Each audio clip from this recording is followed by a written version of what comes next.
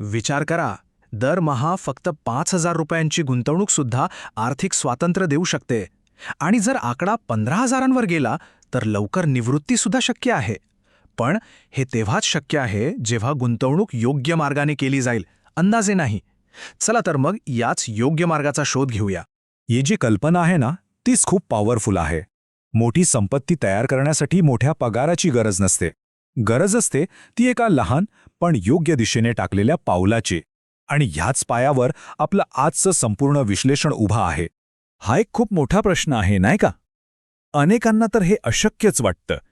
पण आजच्या या विश्लेषणामध्ये आपण फक्त या प्रश्नाचं उत्तर नाही शोधणार, तर ते ध्येय गाठण्यासाठी लागणारा नेमका मार्ग म्हणजे एक संपूर्ण ब्लूप्रिंटच पाहणार आहोत.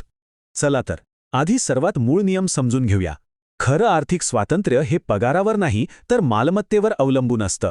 म्हणजे अशी मालमत्ता जी आपण काम करत नसतानाही आपल्यासाठी पैसे कमवत राहील. याच एका नियमावर आपली पुढची सगळी रणनीती आधारित आहे. कोणतंही ध्येय गाठायचं असेल तर आधी नियम स्पष्ट असायला हवेत, बरोबर? तर आपले हे जे ब्ल्यूप्रिंट्स आहेत ते या 3 महत्त्वाच्या गृहीतकांवर आधारित आहेत.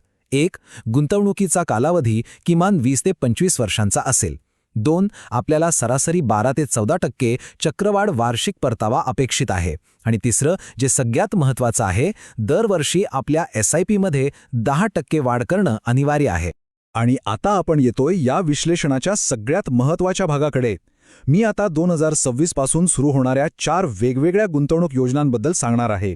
या अशा योजना आहेत ज्या कोणीही प्रत्यक्ष कृतीत आणू शकतं. सुरुवात करूया सर्वात लहान पण सर्वात महत्त्वाच्या रकमेपासून. दर महिन्याला फक्त 5,000 रुपये. जे नुकतेच कमवायला लागले आहेत किंवा गुंतवणुकीच्या जगात नवीन आहेत, त्यांच्यासाठी हा एक उत्तम प्रारंभबिंदू आहे. बरं, तर हे 5,000 रुपये आपण लावणार कसे? यातला सगळ्यात मोठा वाटा म्हणजे 40% आपण निफ्टी 50 इंडेक्स फंडात टाकू.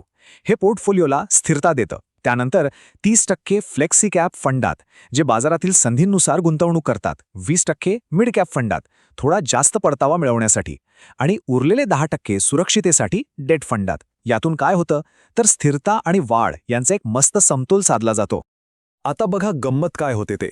याच शिस्तीने 20 वर्ष गुंतवणूक केल्यास 50 ते 55 लाखांचा निधी तयार होऊ शकतो. आणि जर 25 वर्ष टिकून राहिलात तर हाच निधी 85 लाख ते 1 कोटी रुपयांपर्यंत पोहोचू शकतो.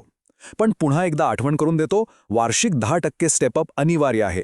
त्याशिवाय हे आकडे गाठणं जवळपास अशक्य आहे. चला आता पुढच्या टप्प्यावर जाऊया. दरमहा 7,500 रुपये. इथून पुढे वेल्थ क्रिएशनचा खेळ जरा सिरियस होतो आणि त्याला वेगही येतो. इथे आपण थोडासा बदल करतोय. आपण मिडकॅपमधील गुंतवणूक वाढवून 25% करतोय, कारण आपली जोखीम घेण्याची क्षमता थोडी वाढली आहे. 35% इंडेक्स फंडात स्थिरतेसाठी, 30% फ्लेक्सी कॅपमध्ये संधींचा फायदा घेण्यासाठी आणि 10% डेट फंडात सुरक्षिततेसाठी. हे समीकरण कायम आहे. ही एक संतुलित आणि थोडी जास्त वाढ केंद्रित विभागणी आहे. आणि याचा परिणाम काय? 20 वर्षांत 80 ते 90 लाख आणि 25 वर्षांत तब्बल 1.5 कोटी रुपयांचा निधी. म्हणजे बघा, मासिक गुंतवणुकीत थोडीशी वाढ केली तर अंतिम रकमेत किती मोठा फरक पडतोय. आता वळूया दरमहा 10,000 रुपयांच्या गुंतवणुकीकडे. हा एक असा आकडा आहे की जो शिस्तीने फॉलो केला तर फायनान्शियल फ्रीडमचं स्वप्न खरंच सत्यात उतरवू शकतो. या ब्लूप्रिंटमध्ये आपण पहिल्यांदाच स्मॉल कॅप फंडला जागा देत आहोत. एकूण गुंतवणुकीच्या 10%. स्मॉल कॅप फंड्समध्ये जास्त परतावा देण्याची क्षमता असते, पण जोखीमही जास्त असते. म्हणूनच आपण डेटमधील गुंतवणूक कमी करून जास्त परताव्यासाठी एक मोजून मापून पाऊल उचलत आहोत. आणि या शिस्तीचं फळ 20 वर्षांमध्ये 1.2 कोटी रुपये आणि 25 वर्षात 2 कोटींपेक्षाही जास्त. आता हे सिद्ध होतंय की सातत्य आणि योग्य योजना असेल तर करोडपती बनणं शक्य आहे. आणि आता अंतिम ब्लूप्रिंट, दरमहा 15,000 रुपये. ही योजना गुंतवणूकदाराला थेट लवकर निवृत्ती किंवा फायनान्शियल फ्रीडम झोनमध्ये आणून ठेवते. हा पोर्टफोलिओ लवकर निवृत्तीचं ध्येय डोळ्यासमोर ठेवून बनवला आहे, त्यामुळे साहजिकच तो अधिक आक्रमक आहे. आपण स्मॉल कॅपमधील गुंतवणूक 15% वाढवत आहोत आणि सुरक्षितेसाठी डेटसोबत सोन्याचाही समावेश करत आहोत, ज्यामुळे महागाईपासूनही संरक्षण मिळतं. ही अशी रचना आहे जी दीर्घकाळात संपत्ती वाढीला प्रचंड गती देऊ शकते. 25 वर्षांनंतर या योजनेतून 3 कोटींपेक्षा जास्त निधी तयार होऊ शकतो. पण महत्वाचा मुद्दा हा आकडा नाहीये. महत्वाचा मुद्दा आहे स्वातंत्र्य म्हणजे निवड. आपल्या आवडीचं काम करण्याची निवड, हवं तेव्हा निवृत्त होण्याची निवड आणि आपलं आयुष्य आपल्या अटीवर जगण्याची निवड. हे आहे खरं स्वातंत्र्य. योजना तर छान समजली, पण यशस्वी होण्यासाठी काय करायचं नाही हे समजणंही तितकंच महत्वाचं आहे. चला तर मग गुंतवणूकदारांकडून होणाऱ्या काही सामान्य चुका पाहूया, जेणेकरून आपण त्या टाळू शकू. या 4 चुका अनेक गुंतवणूकदारांचा प्रवास मध्येच थांबवतात. पहिली चूक, मागच्या वर्षी फंडने चांगला परतावा दिला म्हणून त्यात पैसे टाकणे. लक्षात ठेवा, मागची कामगिरी भविष्याची हमी नसते. दुसरी, पोर्टफोलिओमध्ये गरजेपेक्षा जास्त फंड्स ठेवणं.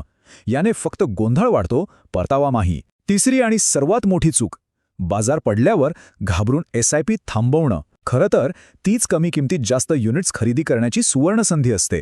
आणि चौथी, वर्षातून एकदाही आपल्या गुंतवणुकीचा आढावा न घेणं. यामुळे आपण योग्य मार्गावर आहोत की नाही हे कधीच कळणार नाही. या चुका टाळल्या तर यशाची शक्यता खूप वाढते. मग यशस्वी होण्यासाठी नेमकं काय करायचं? यशाचा मंत्र खूप सोपा आहे.